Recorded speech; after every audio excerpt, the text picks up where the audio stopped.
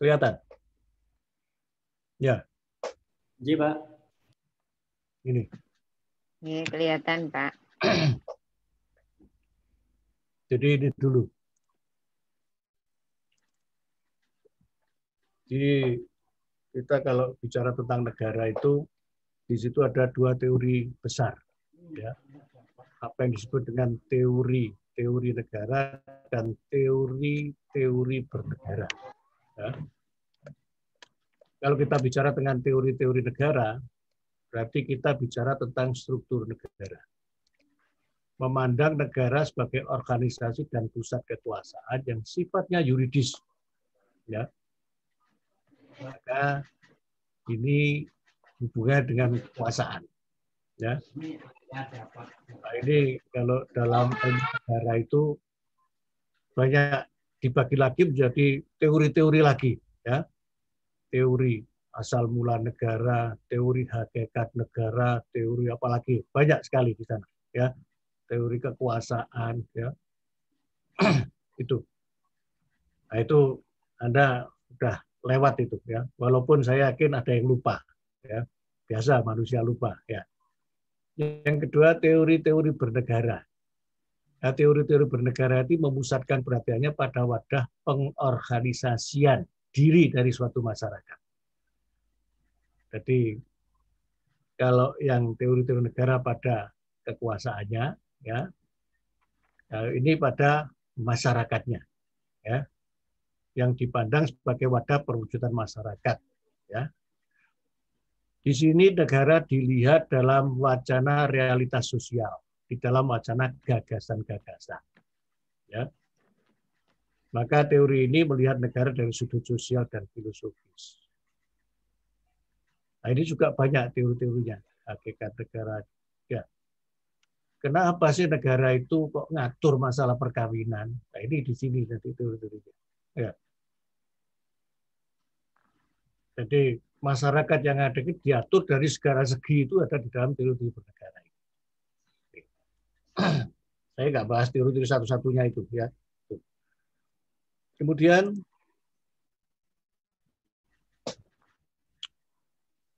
masalahnya apa negara itu?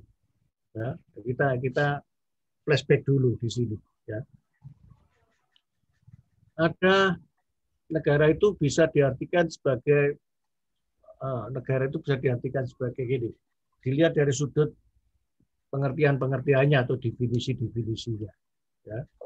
Bisa juga dilihat dari teori-teorinya. Ya. Kalau di sini ada teori historis, teori apalagi itu yuridis, teori sosiologis. Ya. Nah, kita kalau lihat dari teori historis ini berhubungan dengan nama. Ya. Nama negara itu dan hubungannya dengan apa kok bisa sampai ke sini nama itu. Ya. Contohnya ini, Yunani kuno dinamakan polis. Ya. Dari kata polis itu adalah negara kota. Ya. Kemudian muncul istilah policy, ya, kebijakan. Polis itu negara. Policy itu kebijakan negara. Politik, hal ehwal tentang negara. Politikus, ahli negara. Ya. Polisi, keamanan negara. Jadi ada hubungannya nama-nama dulu dengan sekarang itu. Ya. Yang terkenal dulu Yunani kuno itu negara yang katanya banyak ahli pikirnya. Kalau saya bilang banyak akal, banyak orang yang berakal. Ya. Kemudian muncul bukan lagi negara yang kecil, yang di bukit-bukit, tapi yang luas, yaitu empire. Ya. Empire itu sudah negara bangsa, imperium, ya. Bisa kerajaan, kesultanan, kekaisaran, kesultanan, dan lain-lain. Ini yang sudah meluas daripada negara kota tadi itu. Ya. Nah, ini di zaman Romawi kuno ini Yunani itu dijajah sama Romawi. Kalau Romawi itu bertumpu pada okolnya. Ya. Kalau Yunani akalnya. Nah, ini kira-kira penting mana sih okol sama akal itu? Penting mana sih okol sama akal itu?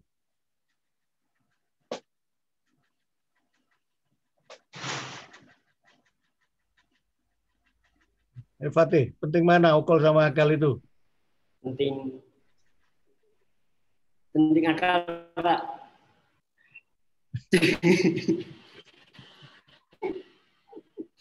Bingung, Pak. Makasih, Pak. Penting mana? Penting Ya, akal. Pak. Penting akal kayaknya, Pak. Kayaknya.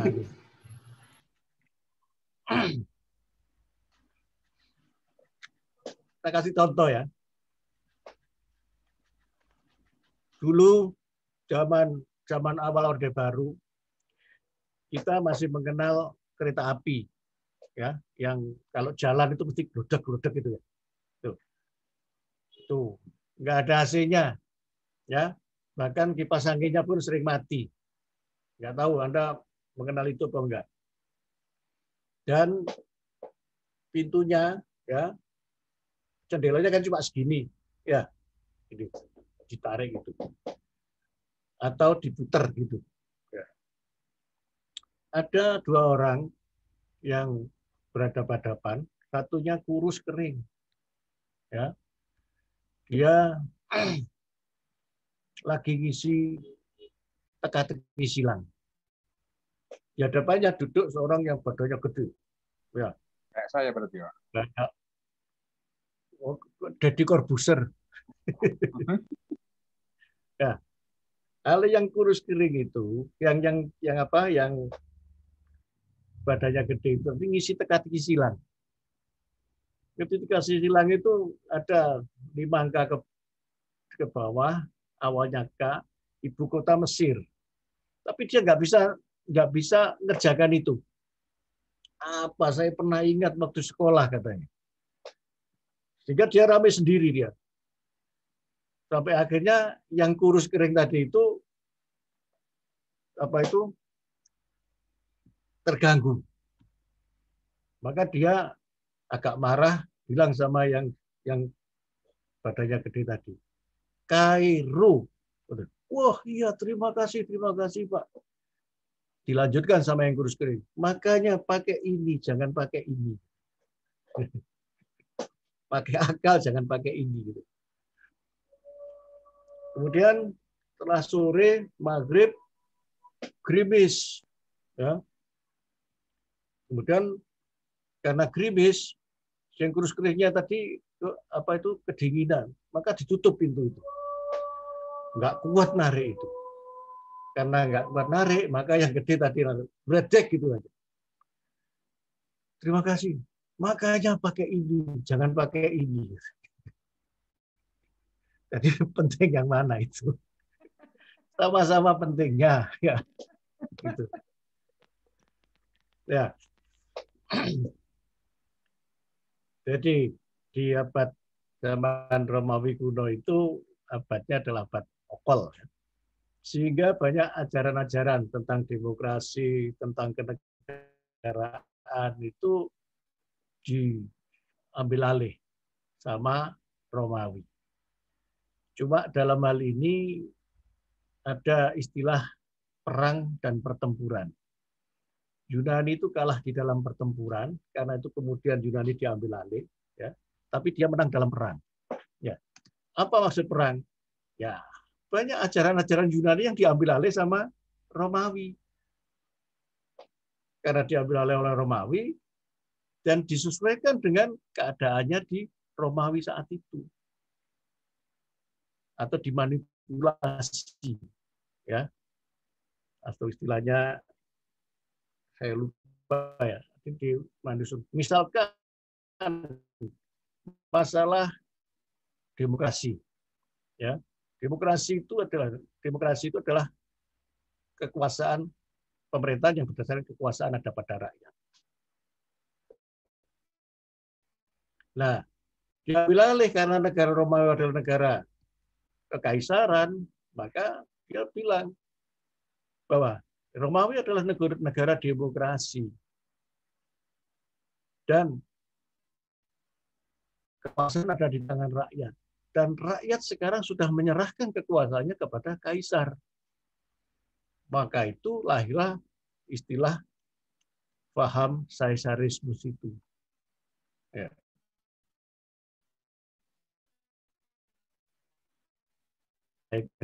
Absurd istilahnya dalam ilmu negara itu kan salus publica suprema lex prinsip legibus solutus est. Ya. Saya nggak perlu ngartikan itu. Ya. Itulah kemudian Romawi jadi negara seperti itu. Ya. Kemudian Romawi dikuasai oleh Romawi Nah, Romawi kemudian dikuasai oleh Islam. Ya. Waktu itu ada dua kekuasaan besar, Romawi dan Persia, dan kemudian Romawi dikuasai oleh Islam, ya, yang terkenal dengan 1453 itu, ya. Tapi di Romawi Timur ini, ya kan. Kemudian di Persia juga dikuasai, ya. Tapi sebelum itu muncul yaitu abad menengah yang negaranya disebut dengan Civitas. Ya, masih ingat ya Civitas ya. Civitas itu masyarakat, maksudnya masyarakat. Negara itu diartikan sebagai kelompok masyarakat. Ya. Di sini ada dua Civitas, yaitu Civitas D, yaitu masyarakat keilahian, dan Civitas Terrena, masyarakat keagamaan.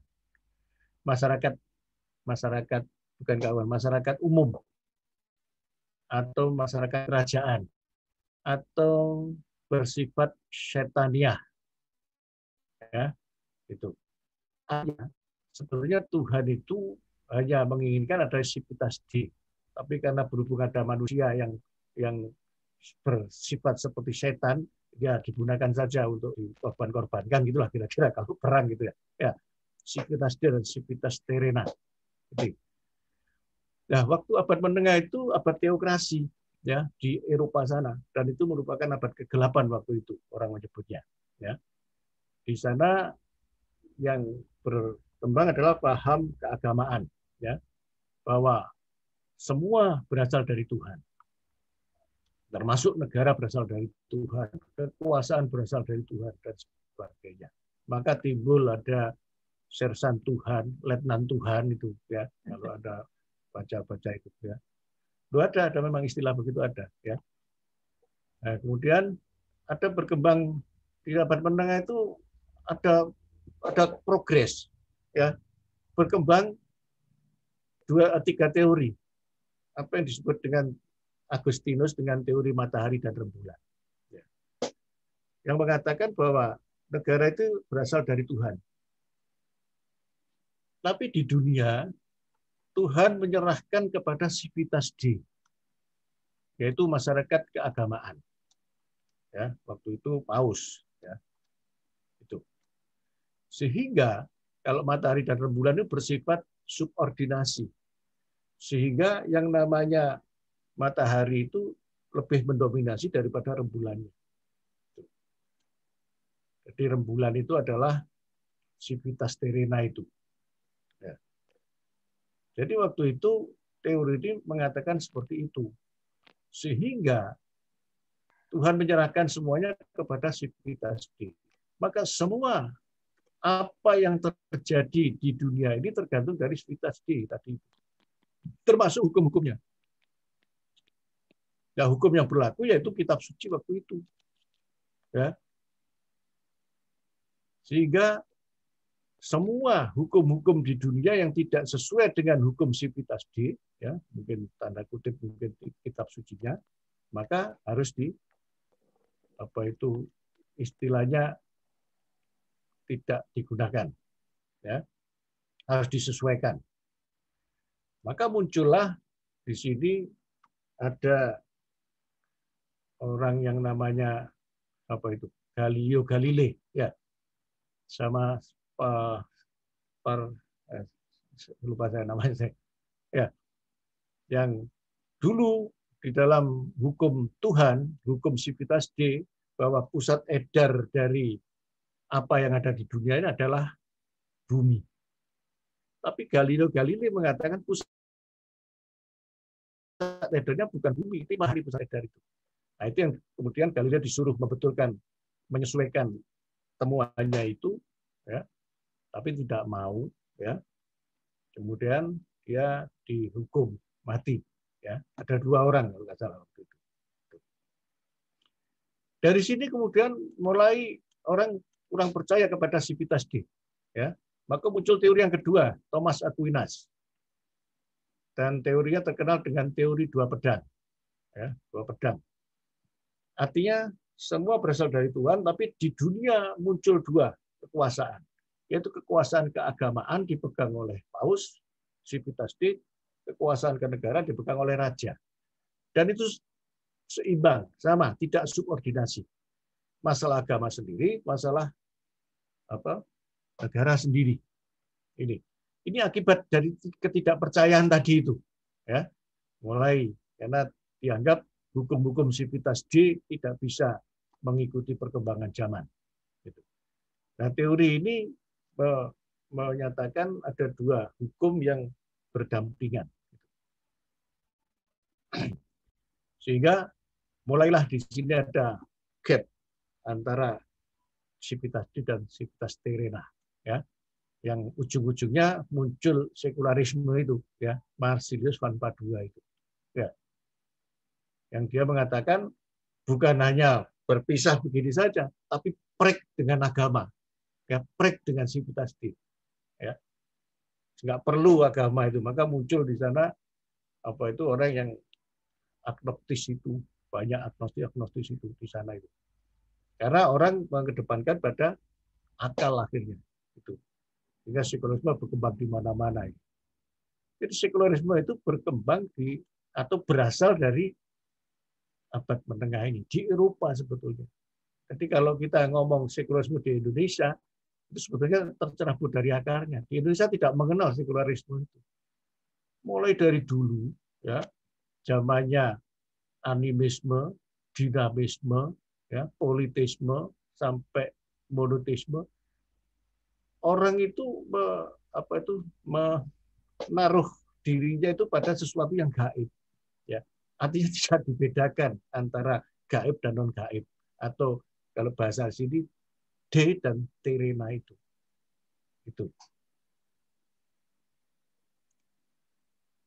Nih. Kemudian dikenal istilah La Stato Machiavelli, namanya stat.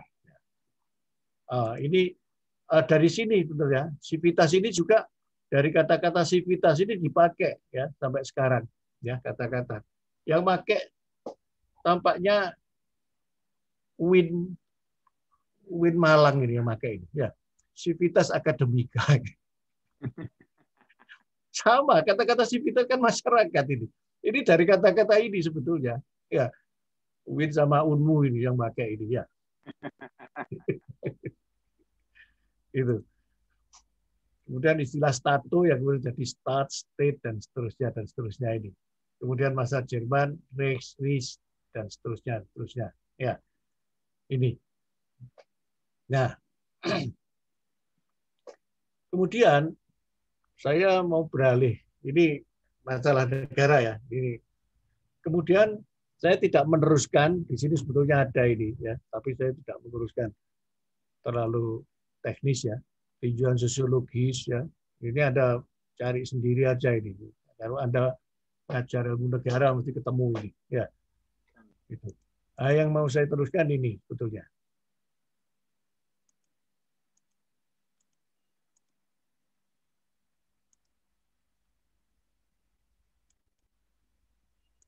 Ini Indonesia.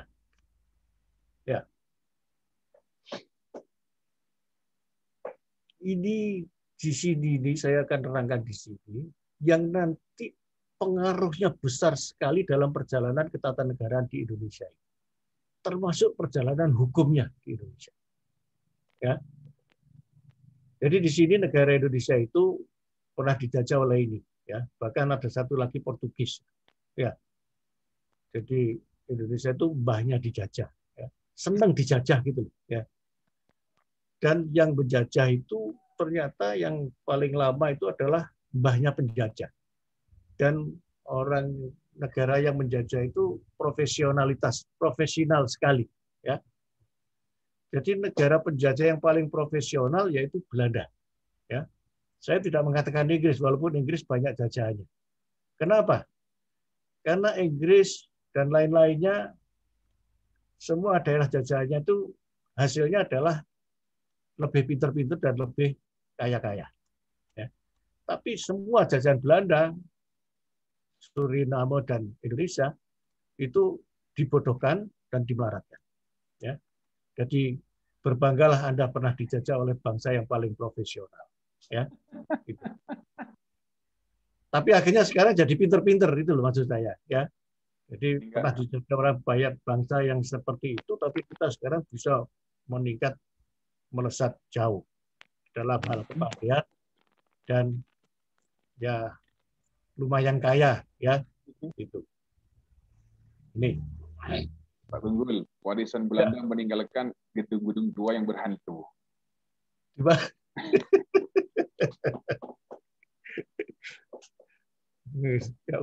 Nggak usah serius-serius ya, nanti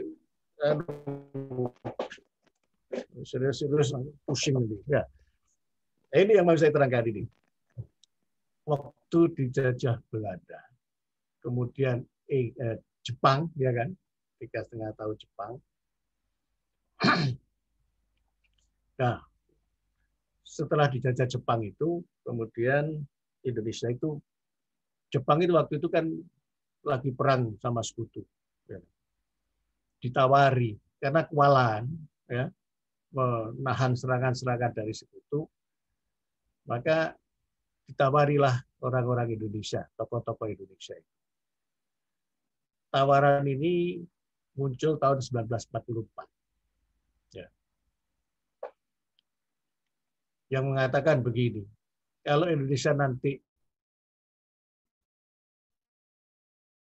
ini maaf saya nggak terlalu akademis ya, bahasa aku aja ya. Yang penting apa komunikasi nyambung ya. Yap. Dan memang nggak bisa pakai bahasa akademis ya. Bahasa gini aja. Ya. Nanti kamu kan bisa mengolah sendiri. Jepang bilang begini, kalau Indonesia nanti bantu perang Jepang melawan sekutu, ini tahun 44 ya, tahun depan kamu tak kasih kemerdekaan. Janjinya Jepang. Ya. Masih ingat nggak tanggal berapa itu? Ayo tanggal berapa?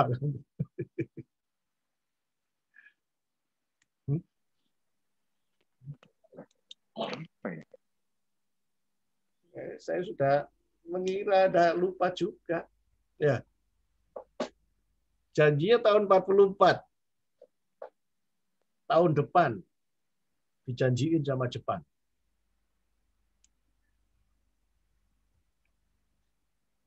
Tanggal 24 Agustus tahun 45. Artinya tahun depan nanti kamu tanggal 24 Agustus tahun 45 tak kasih kemerdekaan. Akhirnya ya, maka muncul peta, muncul sebagainya itu ya. Ada bantuan-bantuan, kemudian bisa juga karena dipaksakan, Romusa dan sebagainya. Maka kemudian itu ditepati sama Jepang. Yaitu pas ulang tahunnya Raja Jepang, yang namanya Amaterasu Omikami, yaitu dengan gelarnya Tennoheika. Kalau nulis Tennoheika itu nggak boleh huruf kecil, karena dia adalah keturunan Tuhan. Tennoheika. Ya. Yaitu didirikannya apa yang disebut dengan SC. steering committee. Kalau saya sebut steering committee, yaitu BPUPK ini. Ya. 29 Mei 45. Ini lahirnya siapa itu? Raja Jepang itu. Maka ada yang mengatakan, wah itu hadiah ulang tahun Raja Jepang ini. Maka jangan heran kalau waktu itu Indonesia merdeka itu ada yang mengatakan Indonesia itu dikasih hadiah oleh Jepang kemerdekaan. Ya gara-gara ini, betul.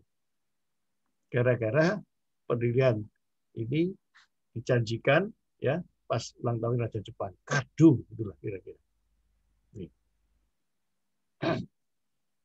Nih 29 Mei tahun 45 ini. Dokureju Zumbi Chusakai. Ya. Dasar negara. Ini kamu kalau ngomong ini, wah Pak Tunggul ngomong Pancasila, nggak apa-apa, kamu banyak yang lupa kok. Ya. Tapi ini yang mendasari nanti, ya. Ya, sebelum ke sini, saya tadi pernah mengatakan waktu awal saya bicara, yaitu Indonesia ini negara. Umpama Indonesia itu manusia, maka dia cacat dalam kandungan. Ya. Maka lahirnya nanti juga cacat, hidupnya juga cacat. Ya. Nanti kita buktikan. Ya. Buktinya apa? Ya ini. Nanti secara umum saya simpulkan begini. Kesimpulannya dulu ya. Sebelum ini ada pergulatan pemikiran-pemikiran, pertentangan pemikiran-pemikiran antara kelompok nasionalis dan kelompok agama Islam maksudnya. Ya, ramai terus melahirkan ini. Nanti PPKI juga begitu. Bahkan fatal lagi, ya. Sama. Waktu 18 Agustus sama juga ramai lagi, ya. Terus kemudian dalam perjalanannya juga ramai, ya. Apa yang bikin ramai yang cacat itu? Yaitu pertarungan antara kelompok Islam dan kelompok nasionalis. Dan ini akan membawa konsekuensi hukum yang berbeda-beda nanti. Wah, enggak ada, Pak. Wah, enggak. Kata siapa? Enggak ada. Di UIN aja ada kok. Di UNBU ada, ya kan? Di Brawijaya tambah ada itu. Ya. Dan itu nggak bisa hilang gitu loh. Makanya saya bilang cacat dalam kandungan itu. Nah, kalau awalnya sudah begini, ya sudah kita jalani. Nanti ketatanegaraan ya begini, kalau nggak ini ya ini atau digabung tapi tetap rongrongan satu sama lain. Sampai kapan, Pak? Sampai Indonesia bubar. Itu. Ya. Nah, ini berpengaruh terhadap hukumnya. Ya, nanti hukumnya yang apa? Nanti masih ada tanda-tanda lagi nanti. Ya. Ini kita kembali ke sini ya. Yang di kandungan tadi itu yang cacatnya ini. Ya. BPUPKI itu 29 Mei sampai 1 Juni. Dia ngomong tentang dasar negara dan konstitusinya, undang-undang dasar. Ya. Di sini ada perdebatan tentang dasar negara. Mulai dari Muhammad Yamin yang dia mengungkapkan dua konsep, ya, Muhammad Hatta, ya, kemudian apalagi Soekarno dan sebagainya, ya, yang ditutup oleh Soekarno tanggal 1 Juli, yang terkenal dengan pidatonya 1 Juli, yang kemudian nah ini lagi-lagi ramai lagi dipakai sebagai hari lahirnya Pancasila. Nah, kalau hari lahirnya Pancasila 1 Juni itu mesti kelompok nasionalis itu. Kelompok Islam nggak akan terima itu. Ini cacat kan. Tuh. Karena kalau kita lihat konsepnya ini, ya, Pancasila itu sebetulnya yang digunakan adalah konsepnya Muhammad Yamin. Jadi sila-sila yang ada sekarang konsepnya Muhammad Yamin itu. Tanggal 30 Mei itu. Dia bicara yang kedua itu. Atau kalau mau nanti yang kalau digunakan Muhammad Yamin ya mestinya lahirnya 30 Mei itu. Ya. 1 Juni memang Soekarno istilahnya munculnya 1 Juni. Dan ini sebetulnya jika orang bijak, pemimpin yang bijak, maka tidak akan mengutik-ngutik atau ngutik-ngutik ya, masalah ini. Ya. Dari presiden pertama sampai Pak SBY tidak pernah mengatakan 1 Juni hari lahirnya Pancasila. Terakhir Pak SBY yang ngomong kita memperingati pidatonya Bung Karno, bukan lahirnya Pancasila. Pidatonya Bung Karno. Dia nggak pernah bilang 1 Juni. Baru zaman ini, ya akhirnya jadi rame terus ini. Ya, karena 1 Juni hari lahirnya Pancasila. Karena nggak pas, gitu loh. Ya kalau pengen pas ya, yang paling netral ya 18 Agustus itu paling-paling, iya kan? Gitu. Tapi ya terserah kamu kalau kamu mau ikut yang nasionalis ya monggo, ikut yang Islam ya monggo. Yang penting nggak usah tarungan dulu ya. Tapi paling tidak kita bisa tahu alasannya untuk itu. Ya.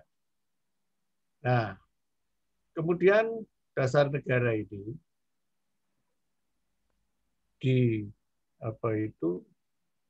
tidak bisa diambil kesimpulan. Karena ada 7, kalau nggak salah 7 konsep itu. Termasuk yang 1 Juni itu. Termasuk yang 30 Mei yang jadi Pancasila. Ya. Nggak bisa diambil kesimpulan, maka dibentuklah panitia kecil. Isinya ini orang-orang.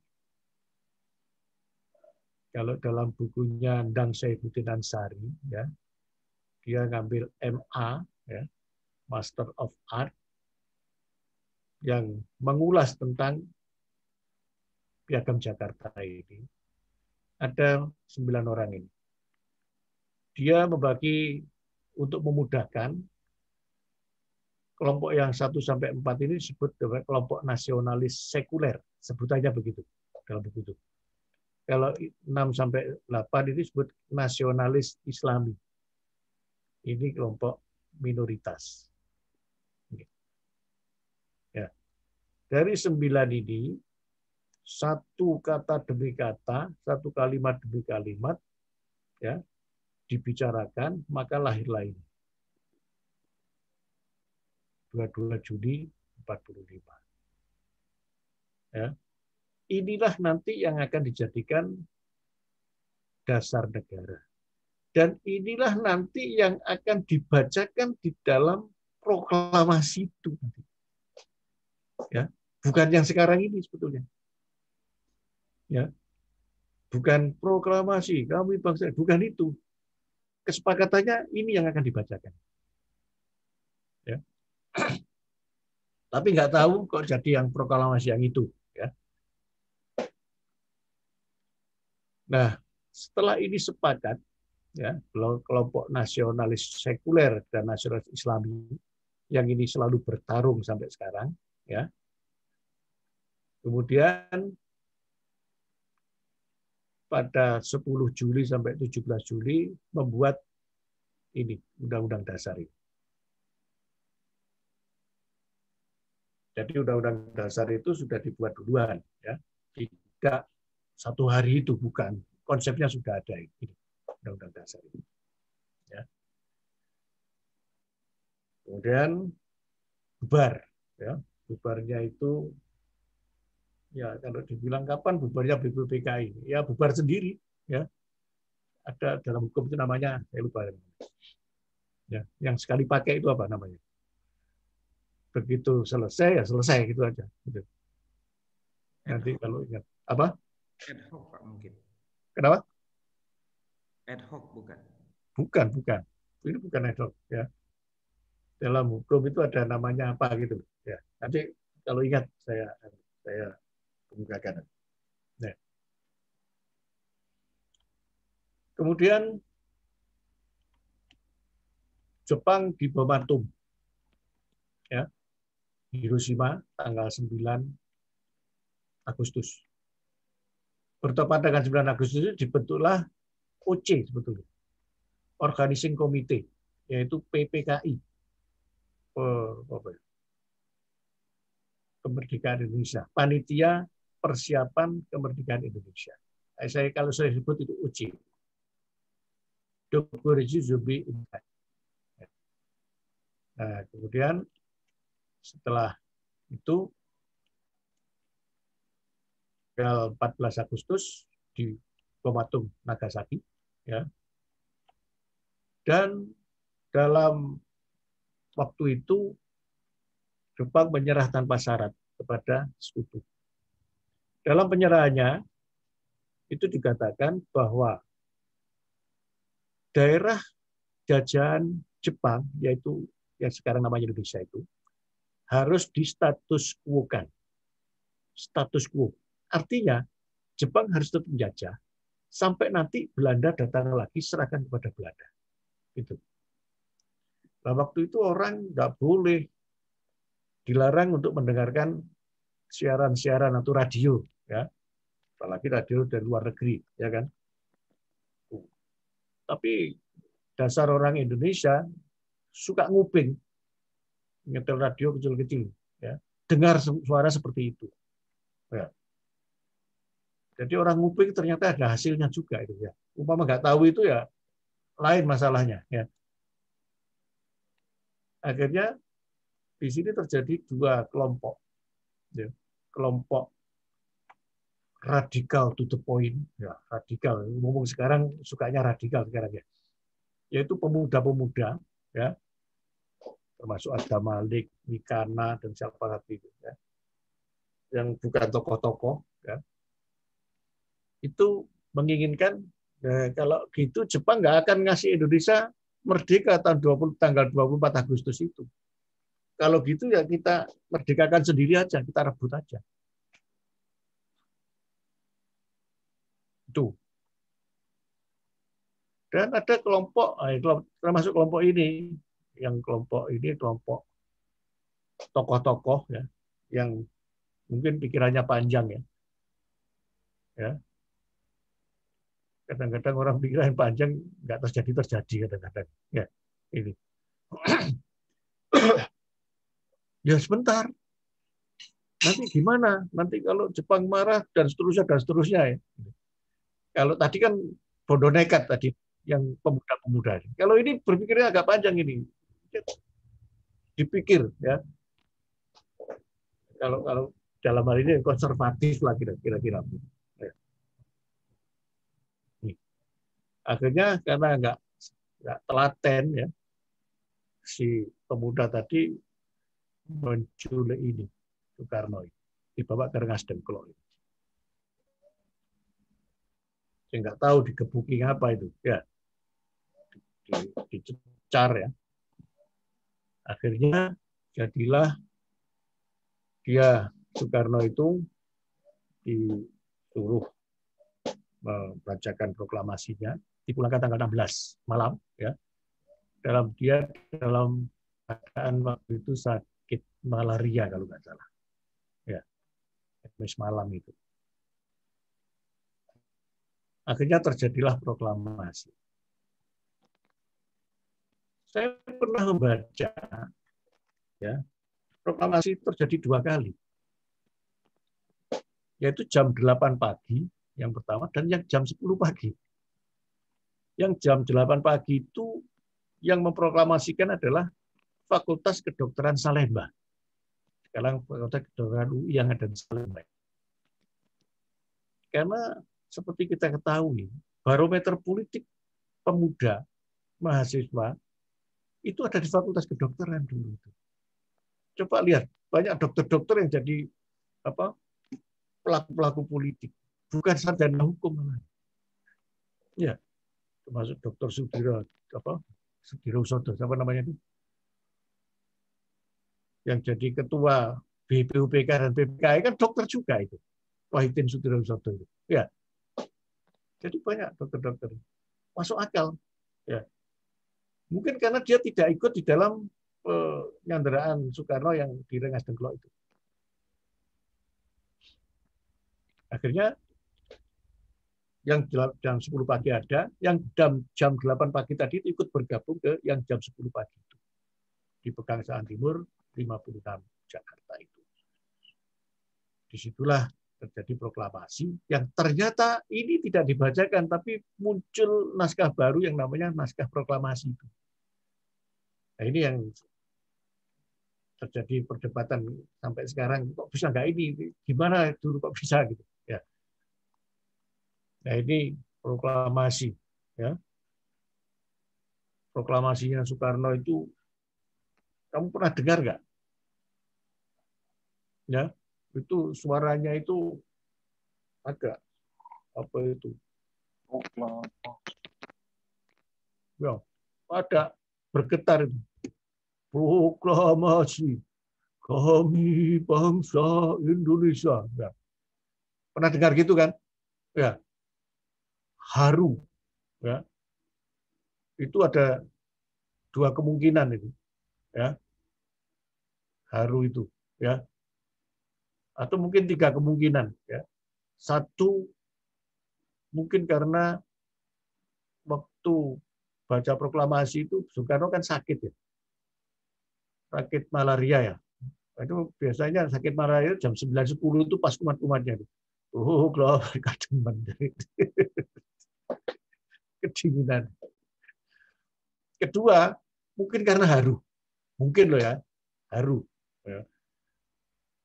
Yang ketiga, mungkin mendengarkannya kasetnya kan sudah lama, mungkin agak bulat-bulat gitu ya. Itu. Maka jadilah negara Indonesia. Pro, clear. Ya. Pro dan clear. Pro, clear. Proklamasi itu pengumuman. Ya. Proklamasi itu artinya sama dengan dekrit. Sama dengan maklumat. Sama dengan pengumuman. Ya. Ini loh Indonesia sudah lahir. Ya. Maka butuh pengakuan-pengakuan. Ya. Yang diakui oleh negara-negara Timur Tengah ya, Mesir ya, dan sebagainya itu. Nah, waktu itu belum punya hukum. Karena proklamasi itu belum ngomong hukum, artinya dalam waktu tanggal 17 Agustus 45 itu kita nggak punya hukum sebetulnya. Ya. Baru kemudian tanggal 18 Agustus terjadilah apa yang disebut dengan pembahasan tentang dasar negara dan undang-undang dasar oleh PPKI. Nah ini, terjadi dua hal yang krusial dalam sidang. Masalah ini dan masalah ini. Dan ini berpengaruh terhadap perjalanan ketatanegaraan bangsa Indonesia. Apa masalahnya? Ya, ini minggu depan aja. Mungkin ada pertanyaan.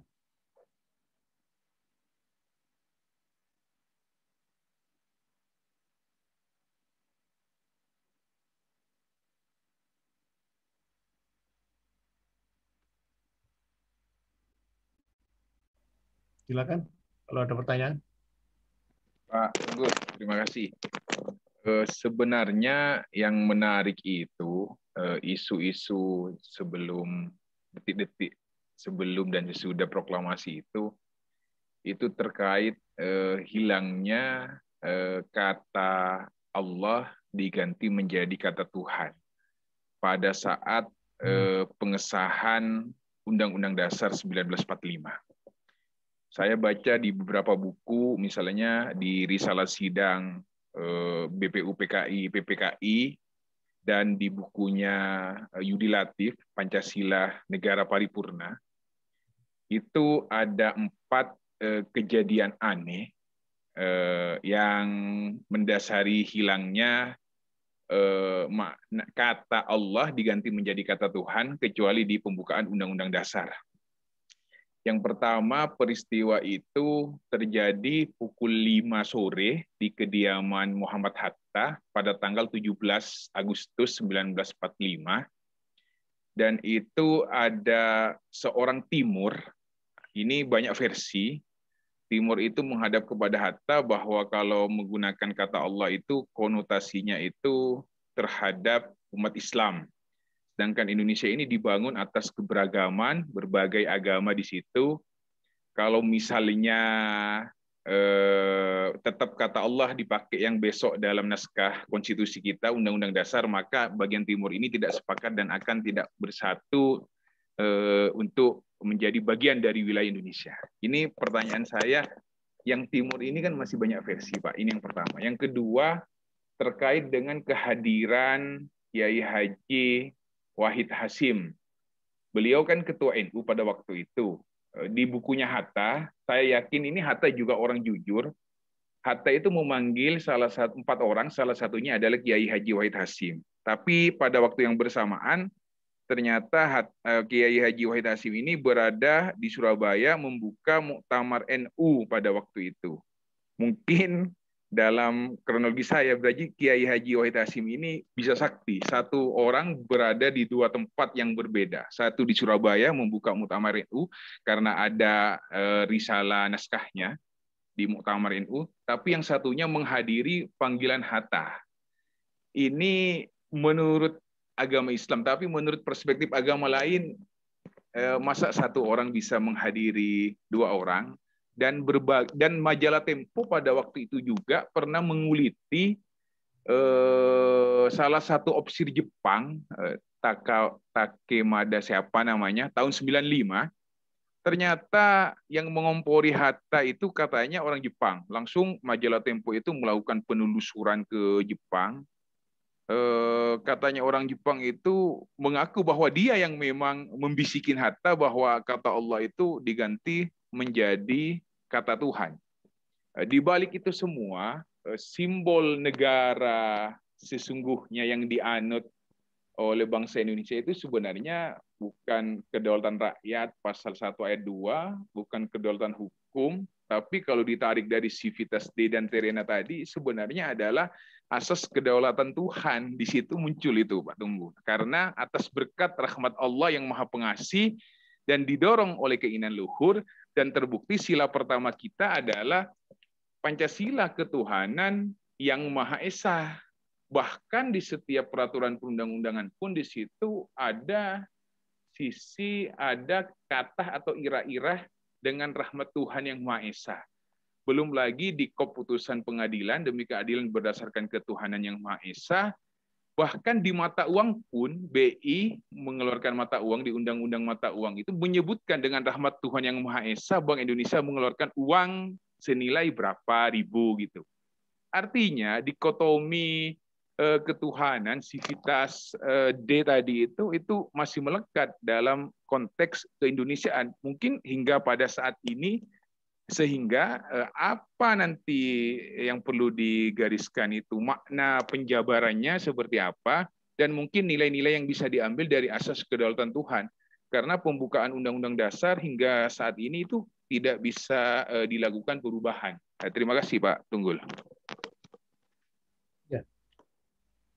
Jadi apa yang Anda terangkan tadi itu, apa yang Anda omongkan tadi itu, sebetulnya ya seperti itu, ya.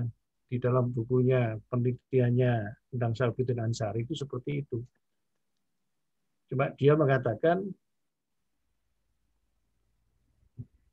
Bung Hatta bilang Kiai Haji Wahid Hasyim ada waktu itu diajak omong, tapi Kiai Haji Wahid Hasyim saya tidak ada di sana waktu itu.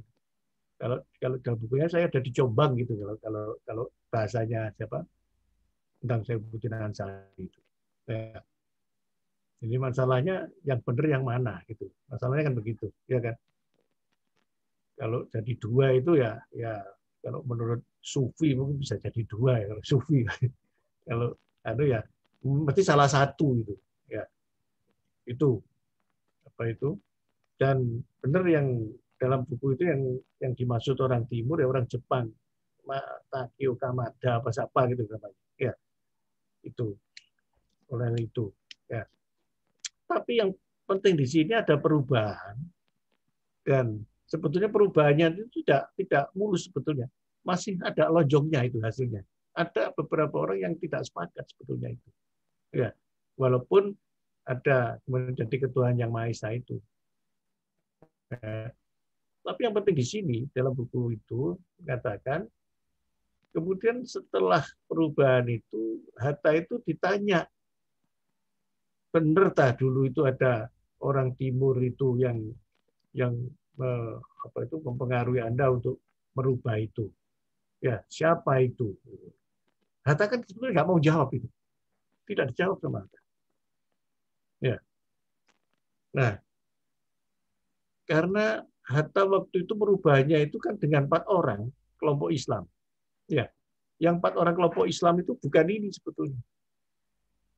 Bukan Agus Salim, bukan Wahid Hasim, bukan Kahar Muzakir, bukan Nabi Gusno. Orang lain. Ya. Ini. Atau dengan kata lain, sebetulnya yang merubah adalah Hatta sendiri dengan orang lain gitu loh. Kan sebenarnya begitu kan? Logikanya kan begitu. Padahal ini membuat Piagam Jakarta itu disetujui juga oleh Maramis. Satu kalimat demi kalimat dibahas satu-satu dan muncul itu. Tapi kenapa harus dirubah dengan orang Hatta dan yang dengan orang yang tidak ikut dalam suasana pembuatan kalimat ini, gitu loh maksudnya. Gitu. Dan ditanya lagi Hatta itu, kenapa Anda kok mengajak orang lain, bukan orang ini? Hatta juga nggak jawab itu. Ya. Sampai akhirnya terjadilah perubahan itu. Dan jawaban tidak dari mulut Hatta tidak pernah muncul. Maka itulah yang saya sebut dengan misteri Indonesia jilid 1. Ini baru 1 jilid loh ini. Ada 2 jilid nanti. Kenapa? Kan pelakunya Hatta. Ya kan? Dari 9 orang pelakunya Hatta. Dan 4 orang lain. Ya. Sehingga yang tahu perubahan-perubahan, dia ngomong apa kan ini, Hatta ini. Tapi dia nggak mau jawab. Setelah dia jadi wapres juga ditanya, nggak mau jawab. Setelah dia turun dari wapres juga ditanya, tidak dijawab. Ya. Sampai sudah tua pun ditanya, mungkin lebih bijaksana. Kan cari terus itu, apa sih betulnya itu. Sampai sekarang nggak ketemu kan. Sudah tua ditanya mungkin bijaksana, dulu itu begini-begini. Juga tidak dijawab. Bahkan sudah mati ditanya juga nggak mau jawab.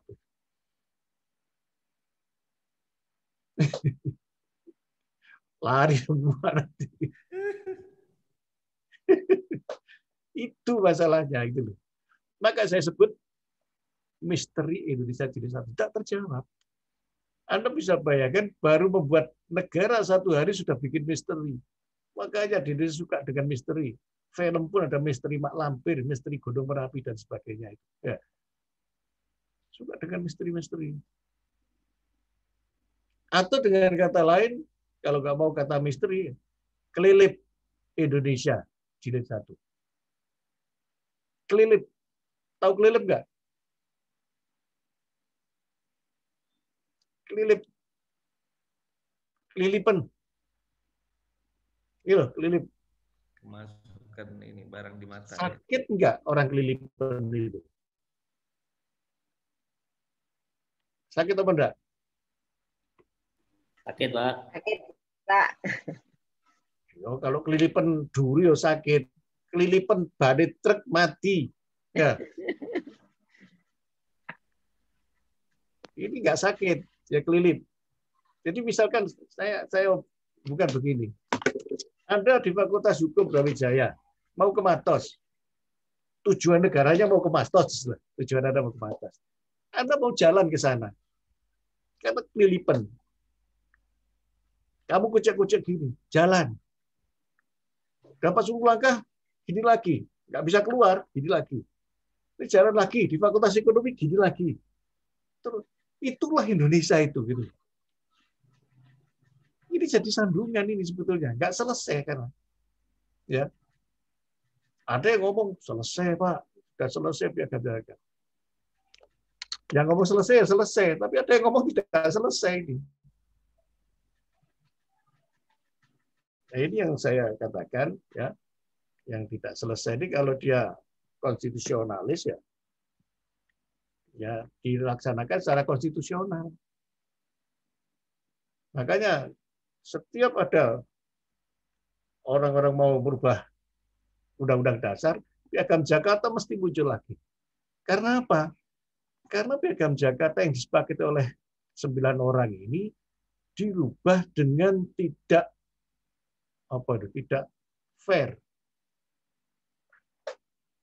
Ini Agus Salim, Mahid Hasim, Muzakir, Abi Kusna ini punya pengikut ini, tokoh-tokoh ini. Pengikutnya macam-macam, ada yang konstitusional, ada yang tidak konstitusional ini. Yang repot kalau yang tidak konstitusional itu yang repot itu. Ya. Yang mungkin Anda ada yang ngomong teroris. Yang teroris ada sungguhan atau tidak, saya nggak tahu ya. Ya. Tapi ini kalau dihubungkan dengan teroris mau mendirikan negara, itu adalah hubungannya ke sini sebetulnya. Jadi kalau saya melihat orang ngomong bagaimana deradikalisme dari, kalau saya bilang ya, orang sakit, pusing, itu penyebabnya apa? Ternyata penyebabnya dari mah, bisa sakit pusing. Tapi oleh orang-orang dikasih Paramek, hilang nggak pusingnya? Hilang. Tapi selesai kerja obatnya, ya selesai pusing lagi. Mestinya dikasih obat mah. Iya kan? Artinya bicarakan ini gitu loh. Biar selesai. Ini nggak selesai-selesai. Ini yang saya maksud cacat tadi itu ini. Nggak selesai.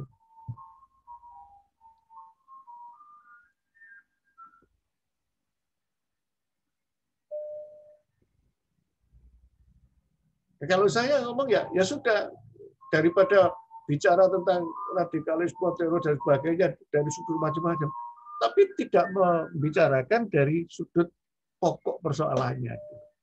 Tapi karena orang takut bicara ini, ya sudah, ya, ngomong pusingnya dong, nggak ngomong mahnya gitu loh, maksudnya. Artinya bukan nggak ada hubungannya, ada hubungannya gitu. Ini baru jilid 1 loh, nanti ada jilid 2 loh. Kalau istilah saya ya tadi itu misteri Indonesia jilid 1 atau kelilip Indonesia jilid 1. Ya.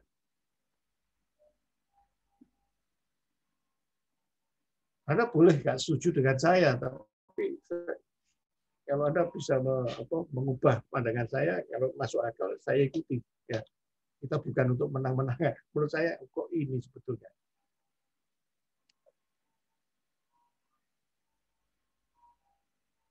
Itu. Dan sekarang, nah ini hubungannya dengan kebijakan hukum kan, ya kan? Hukumnya kemana sekarang? Tergantung yang pegang siapa, kelompok ini atau kelompok ini. Kalau kelompok ini yang pegang, ya ini akan dimuncul-munculkan ini. Kalau kelompok ini yang pegang, ini dihilang-hilangkan. Terus begitu terus. Ya, termasuk SKB 3 menteri itu, ya kan? Kalau kita urut-urut sama ke sini kan, ini pokoknya kan di sini. Itu maksud saya. Ya. Krusial yang pertama itu.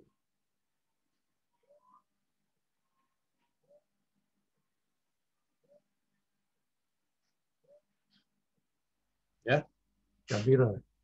Wih, jam 1 jam ya, minggu depan lagi ya. Nanti kita diskusi gini aja ya.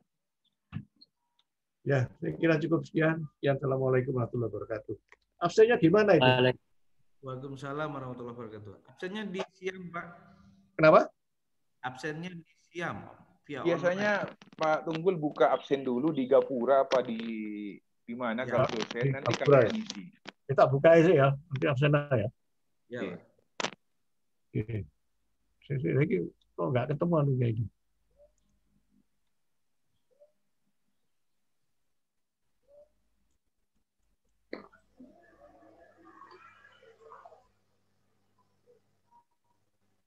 Hmm?